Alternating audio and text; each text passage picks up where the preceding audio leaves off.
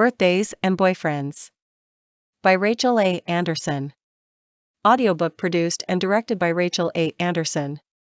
Copyright 2022. To my newsletter subscribers, my early fans, and all those who have encouraged me on this journey, I love you all. Chapter 1. You're back already? Julie Patterson pulled the filing cabinet open, her eyes focused on putting the folder in her hands back where it belonged. Still, the words caused her lips to quirk upward into a smirk. I don't think the defendant thought we'd actually go to court. Once my expert witness testified, the other attorney asked for a recess. 10 minutes later, we had a settlement hammered out. Wanda shook her head, wonder playing out on her features. Someday, you've got to teach me how to be that scary in the courtroom. Julie giggled. Me? Scary? Yes. In the right circumstances, you're very intimidating. Julie rolled her eyes as she closed the filing cabinet.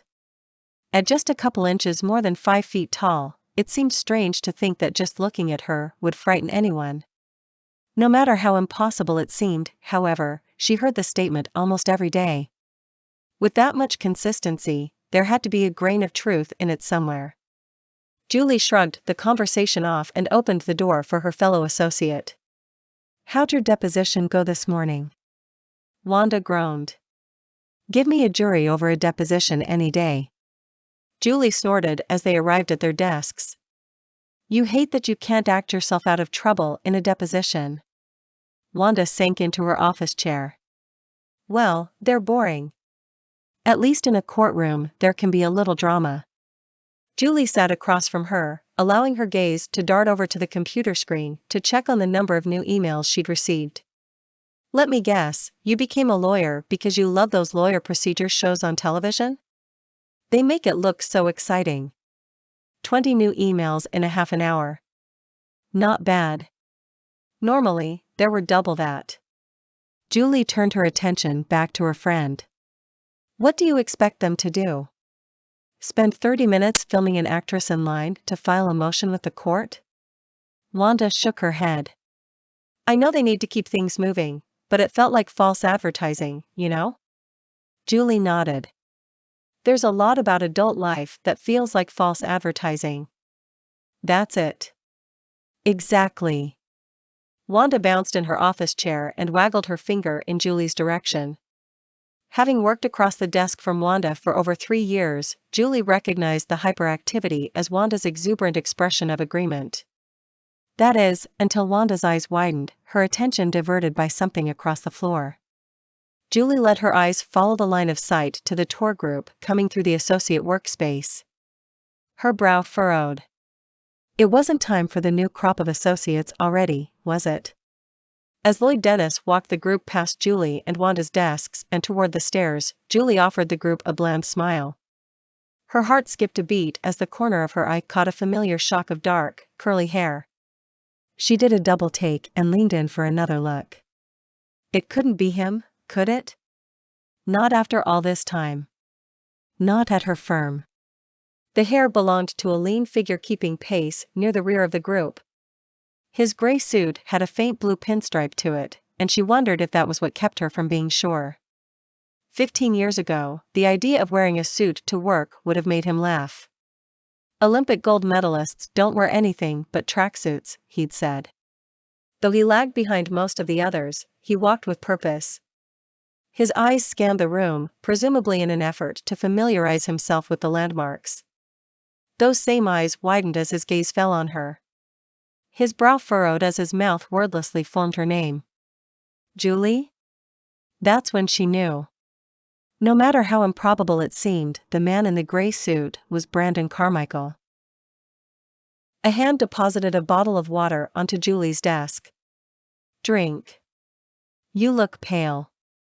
As Wanda sat back down at her desk, Julie took a swig from the bottle. The sensation of the water slipping down her throat and into her belly helped to focus her thoughts on something other than Brandon, but the distraction only lasted a moment. You gonna tell me what that was all about?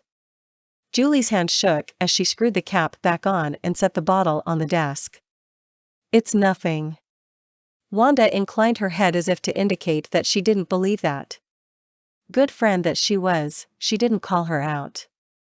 At least, not yet. Julie's stomach twisted into a knot. Brandon Carmichael. She hadn't consciously thought of him in years. There'd been no reason to. They'd gone their separate ways after high school, and that had been that. The clatter of computer keys disrupted Julie's thoughts before she realized how much louder the typing sounded than normal. Wanda was mad at her. Okay, his name is Brandon Carmichael. Julie wasn't as exasperated as she pretended to be, but she added the tone whenever Wanda threw a minor fit to get what she wanted. Like any other lecture, it was a measure she added to make herself feel better, not because it affected any change. Wanda didn't look away from her computer screen, though Julie thought she saw her lips tug to one side in the beginning of a smile. Julie puffed out a long breath. Wanda wanted a higher price. She wanted to know why this was personal. We, dated in high school. Wanda's jaw dropped. Shut up. A notification popped up on Julie's computer. Deposition. 2:00. Saved by the bell. She reached for her briefcase and filled it with the documents she would need. Wanda, as much as I'd love to talk to you about this more, I have to go. Wanda let the skepticism play on her features instead of in her voice. What do I say when Mr. High School Sweetheart comes back? Fear squeezed Julie's throat. Though Brandon had followed the rest of the tour group, he had seemed intent on coming back to talk to her. His eyes had held an intense plea. She just ducked her head, too shocked to promise anything in response. It was too much to believe he could just let things go. She shook her head. Nothing. Don't say anything. A smile played on Wanda's lips. Honey, that's not going to work. Tell me what you want me to say, or I'm inviting him to your birthday party next week, where you know he'll be grilled by the whole gang. The image of Brandon Carmichael laughing with Wanda, Taylor, and Liz over drinks strangled the words in Julie's throat. You wouldn't. Mischief danced in Wanda's eyes. Oh, you know I would. I wouldn't push him too hard, but you never know with Taylor and Liz. Julie dropped the briefcase into the office chair, unwilling to let that scenario play out. Taylor and Liz would get Brandon to tell them about the one time Julie went skinny dipping the summer before her junior year. In one way or another, they'd bring up the butterfly tattoo now between her shoulder blades, and everything would dissolve into jokes, which would make Julie's cheeks burn and Brandon smirk. Fine. If he comes and I'm still at the deposition, she narrowed her eyes at her friend. I mean, only if he comes. Don't go looking for him. Wanda waved the admonition away as if that had been implied. You can give him this. Julie grabbed a pen and scribbled something onto a sticky note. As she handed it off to Wanda, the woman's eyes scanned the note with bright eagerness. Then, she dropped her hand to her side in exasperation. Julie, this is just your email address. You're not even going to give him your number? Julie could feel mischief dancing in her own eyes. It all goes to the same place, doesn't it? Wanda muttered something about stubborn associates under her breath as Julie grabbed her briefcase and raced to the conference room. Julie's eyes darted to her cell phone, half expecting an email notification to pop up. It was stupid. Only employees and children on a Bring Your Child to Work Day field trip would have been taken through the law firm in such a large group. So, he'd be in orientation, which would keep him from being available until after 5. Still, the mere thought that he could email her had her distracted during the deposition. 6 glances at a silent cell phone in the first 20 minutes of the appointment was proof enough of that. Her client, Tim Wallace, leaned over to her. Everything okay? She flipped her phone over so that she wouldn't be tempted again. Then, she smiled at her client. Fine. His brow creased in concern, though he settled back in his chair. Julie shook the thoughts of Brandon from her mind, though it wasn't easy. She'd never imagined he'd become a lawyer, and yet he had to have come in with a group of new employees. That alone brought dozens of questions to mind. What was he doing here? Why wasn't he an Olympic swimmer or a high school swim coach? Where had he been all these years? Why had he come back? Counselor? The voice brought Julie to attention, and as she returned to her work, she caught a glimpse of the plaintiff's self-satisfied expression. Just to look at her, one might assume she'd brought Brandon here just to mess with Julie's equilibrium. We'll see about that. If there was one thing she hated more than ex-boyfriends distracting her from her work, it was the smug look of someone who thought they'd caught her unprepared. In the back of her mind, she wondered if this was what she did when Wanda called her scary. It would make sense. This was usually how she felt when she took no prisoners. 2.5 hours later, she walked back to her own desk while attempting to stifle her pride. If the plaintiff wasn't ready to beg for a deal, she would be after the first 20 minutes in court. You look like the cat who ate the canary. Julie's voice was filled with laughter as she responded. Only the cat who noticed the canary's cage door is open. Her brain was slower than her mouth, making her realize only after she'd spoken how familiar the voice of the man behind her was. Her heart pounded in her chest like a runaway train. Please, not now. Not ever. Her anxiety grew unbearable, and she peeked over her shoulder for confirmation. Brandon. His dark eyes softened as they looked at her, the way they had when they were dating, and Brandon sensed her anxiety. Have you been? Julie opened her mouth to speak, but words seemed so insufficient a response. Nothing felt right. Every response she could think of would begin to crumble the wall she required in order to do her job. Should she hug him? She'd more likely slap him. Should she speak? She might burst into tears. She pressed her way back toward her desk, feeling his presence on her heels, but not caring right now if he followed. She needed time to figure out how to respond, how to answer. She cradled her briefcase to her chest like a teenage girl hiding behind her textbooks. This was what Brandon had reduced her to. This was what she'd become. As she walked back to her desk, her stomach churned with the same ferocity as the thoughts in her head. All she had wanted since she graduated from high school was to put this episode behind her, and now he was back, and today of all days. She dropped her briefcase in her office chair, mixed emotions playing in her as she found Wanda's desk empty. She didn't want the show that would come if she confronted Brandon here, but she would have liked to come up with an excuse for why she was unavailable, one Wanda might corroborate if Julie looked desperate enough. Before she could speak, Brandon raised a hand. I was stupid to think we could just start talking again with a simple "have you been?" Julie pursed her lips, biting back the anger which threatened to explode thanks to the whirlwind of emotions battling in her mind and heart. She sipped air into her lungs to try and calm herself as she locked her arms across her chest. Yeah, not your best moment. A memory sprang unbidden to the forefront of her mind. His strong arms around her. Fistfuls of his shirt giving her some outlet for her anguish. A kiss to the top of her head. The way his body curled protectively around hers. In her opinion, that was his best moment. That level of intimacy was also the reason why a simple "have you been?" felt too out of place for their reunion after all these years. He ran a hand through his curls, his mouth tightening with discomfort. I could say that you look great, but that feels worse. Too cliché. He was right, but she didn't know how to tell him that. Not without exposing her heart to him again. He bit the inside of his cheek. His eyes zeroed in on her like they used to when he was puzzling something out, something to do with their relationship. As he swallowed, his gaze softened into regret.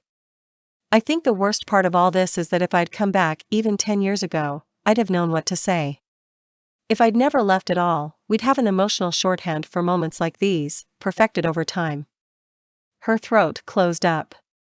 That's what she'd always suspected, but she couldn't take it right now. It was bad enough that she was coming up on her 32nd birthday, the promise they'd made to each other as kids looming on the horizon like a giant detour sign. She couldn't indulge in what they'd thought they'd have when they'd made that vow. Brandon caught her hand in his, though he let go of it when her back stiffened at his touch. His eyes darkened with pain, and he massaged the rejected hand as if to soothe it. Tell me what to say, Julie. I'll say anything. He would. Darn it all, in high school he'd say whatever she asked him to say, and somehow he'd always mean it. Sometimes it was a game like children playing house. Tell me you like the chicken I made. Sometimes it was a plea to know that they had the same ideas for their future. Tell me you're always going to love me? He always came through, whether with a deadpan expression followed by a fit of giggles or with a fervor and love in his eyes no one had since rivaled. She leaned against the desk and dropped her arms to her sides, curling her fingers over the edge of the desk.